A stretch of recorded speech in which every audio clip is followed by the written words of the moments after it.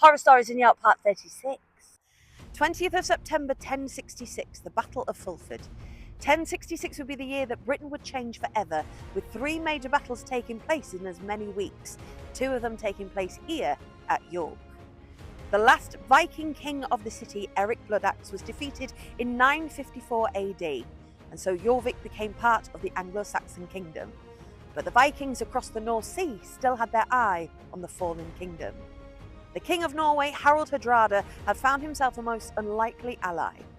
The Anglo-Saxon king Harold Godwinson had exiled his brother Tostig, and Tostig, seeking revenge, had gone to Hardrada and convinced him to enter into the city and taking it by force.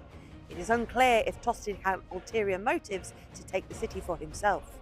But Hardrada and Tostig, and with his 10,000 men army, sailed across the North Sea, up the Humber and up the River Ouse.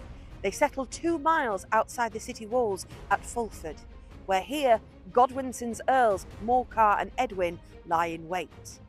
Caught between the River Ouse and Germany Beck, the land was boggy and marshy that made the fighting difficult, and at first the Anglo-Saxons had the advantage.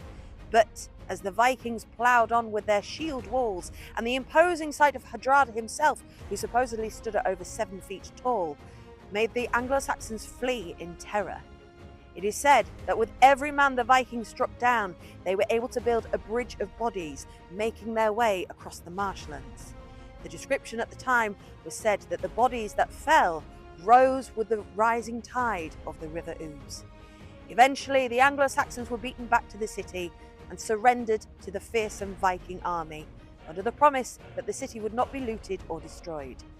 The Vikings would claim the victory for now, but it would be very short-lived, as just 5 days later, Harold Godwinson arrived 9 miles outside the city at Stamford Bridge.